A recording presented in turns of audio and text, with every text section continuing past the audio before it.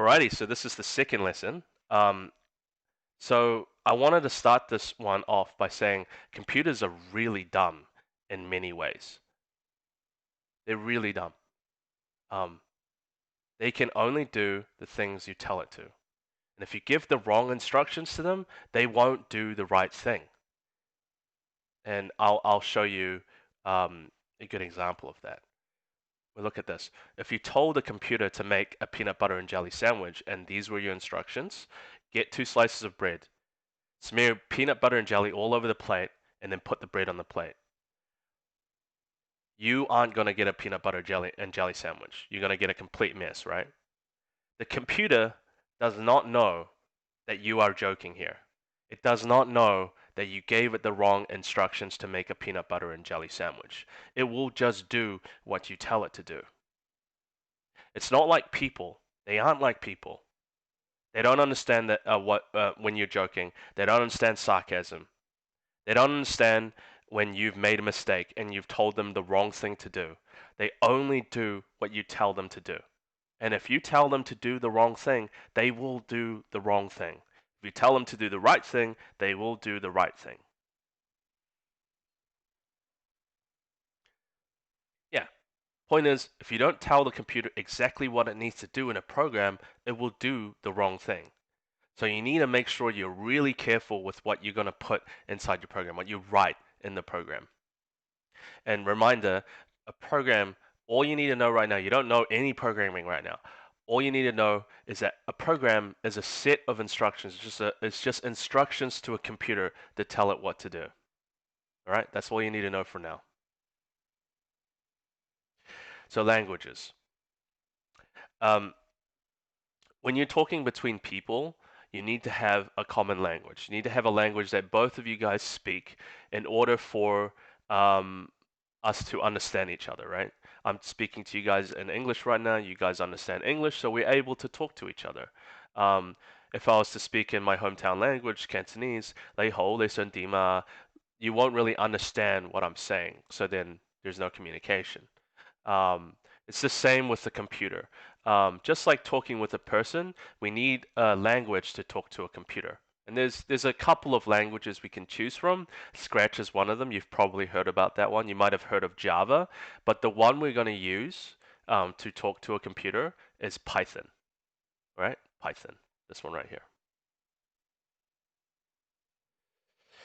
So okay, so what are we going to use and what website are we going to use? So we're going to use this website called Replit.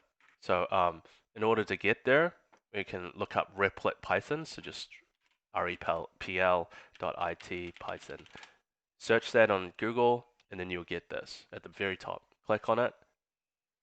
It might take a bit of time, but click on it, and you're going to get this display. For now, I want you to ignore all of this. Ignore all of this and just focus on this white box and this black box, okay?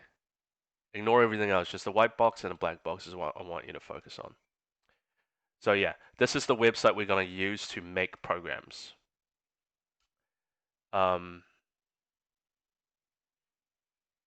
Okay. So the white section here is where your instructions go. Is where your instructions to the computer go. And the black part is where the computer listens to reads what your instructions and follows them. So this is where it actually completes your instructions.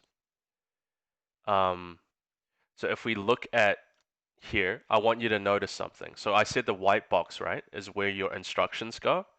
The instructions for the computer. Notice these numbers. Notice these numbers. So 1, 2, 3. We've got the top. Oh, sorry guys. Give me a second.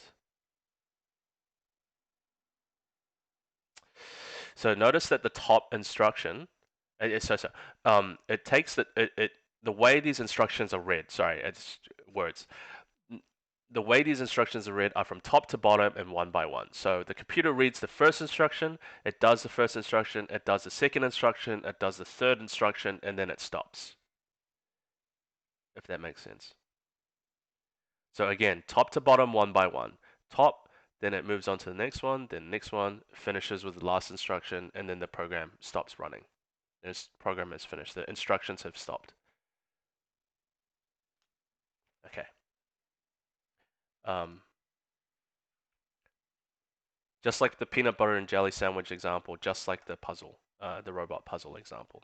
So yeah, it is just saying the same thing. Notice how the instructions, there are numbers on the left-hand side. The way the computer follows these instructions is the same as the peanut butter and jelly instructions from top to bottom, one by one. I'm not expecting you to understand any of this, any of these instructions. We're gonna learn them later. I'm not expecting you to understand them right now. All you need to know is that is the way the computer reads them. It reads them from top to bottom, one by one. Okay.